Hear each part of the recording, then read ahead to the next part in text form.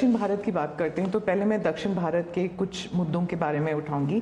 BJP का एक ऐसा नेता तमिलनाडु में उभर के आया है जो इसके लिए मीडिया अटेंशन काफ़ी कुछ आ रहा है, वो है अन्नामलाई जी। तो वो काफ़ी कॉन्फिडेंट हैं कि तमिलनाडु में बीजेपी को डबल डिजिट फिगर आएंगे। तो क्या ये उनका ओवर कॉन्फिडेंस है कि आप भी तमिलनाडु इतनी बारी जा चुके हैं? पहली बात है कि तमिलनाडु जनसंघ के जमाने से और भारतीय जनता पार्टी, मैं कहता हूं 5-5 पीढ़ी हमारी इस विचार के लिए वहां खप चुकी है। तो एक निरंतर काम चला है। जब कांग्रेस से लोग निराश हुए तो प्रादेशिक पक्षों की तरफ गए और लंबे अरसे तक प्रादेशिक पक्षों का जो कुछ भी कामकाज देखा है, अब लोग निराश हो गए। निराशा के इस माहौल में उन्होंने दिल्ली में भाजपा की सरकार का मॉडल देखा, हिंदुस्तान में अन्य राज्यों में भाजपा की सरकार का मॉडल देखा, देश भर में जो तमिल बंधु रहते हैं उन्होंने अपने घरों में जाके बताया भी हम जिस राज्य में रहते हैं वहां तो ये हो रहा है। तो लोग स्वाभाविक तमिल प्रजा कंपैरिजन करने लगी कि ये जो हवा खड़ा किया गया था ये तो अच्छा काम कर रहे हैं।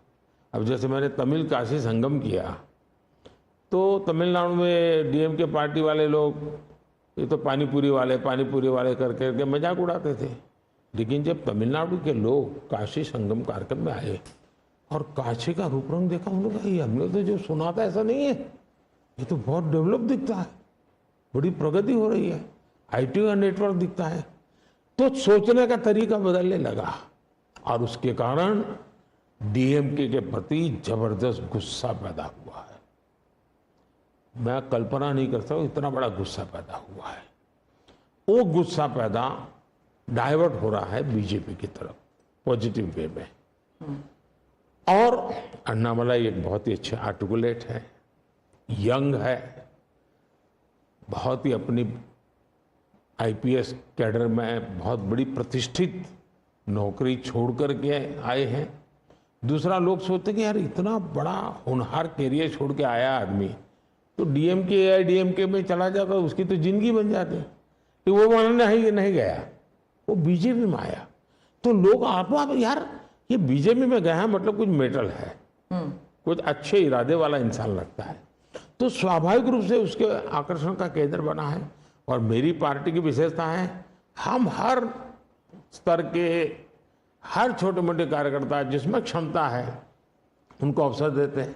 हमारा कोई परिवारवादी तो पार्टी है नहीं, परिवार से चलित पार्टी नहीं है, जिन पार्टियों में of the family, by the family and for the family होता है, और इसलिए हमारे यहाँ तो हर एक को अवसर मिलता है। फैमिली बेस्ड पॉलिटिक्स अगर हम बात करें तो तमिलनाडु में डीएमके ने कहा है कि उन्होंने काफ़ी बयान दिए हैं सनातन के खिलाफ, और वो तो काफ़ी अरसे से करते आए हैं, काफ़ी दशकों से उनका एंटी सनातन पोजीशन रहा है, लेकिन अब जो है वो लोग थोड़ा बहुत आक्रोश दिखने को मिल रहा है।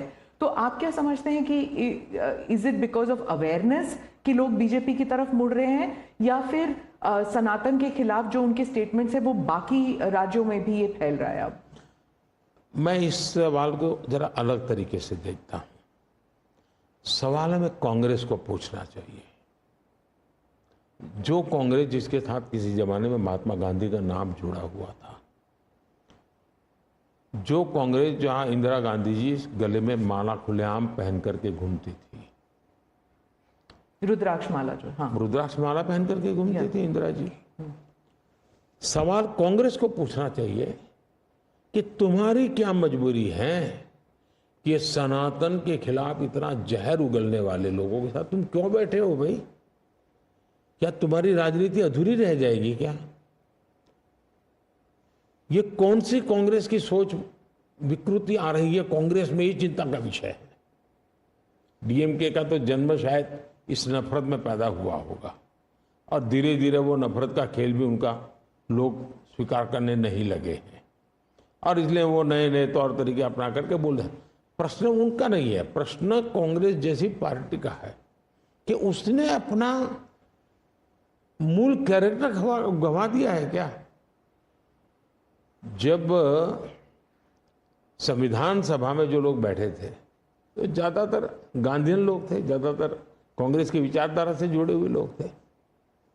और पहला संविधान बना, उसके हर पेज पर जो पेंटिंग है रामायण, वो सनातन की ही परंपरा से जुड़े हुए हैं। तो आपका संविधान बना, उस संविधान में सनातन का गौरव का हिस्सा था। और आज सनातन को इतनी भयंकर गालियां देने की हिम्मत हो और आप उनके साथ चुनाव की राजनीति करें, उनके साथ मंच साझा करें, मजबूरी कांग्रेस की ये देश के लिए चिंता का विषय है।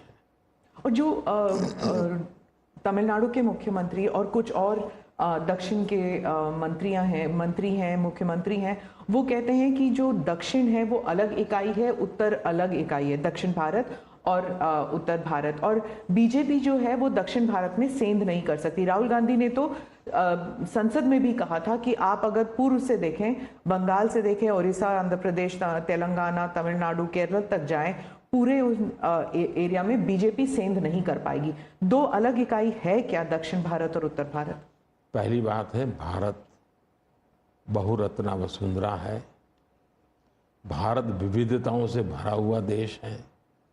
यहाँ रेगिस्तान भी हैं, यहाँ समुद्री तट भी हैं, यहाँ हिमालय भी हैं, और यहाँ सह्याद्री भी हैं, यहाँ गंगा के पट भी हैं और कावेरी के पट भी हैं।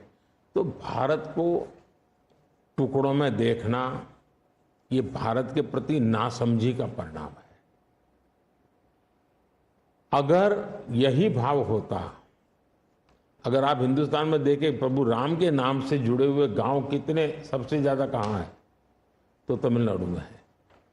इतने सारे गांव के नाम है कि उसमें राम तो होगा ही होगा। अब इसको आप कैसे अलग कह सकते हैं?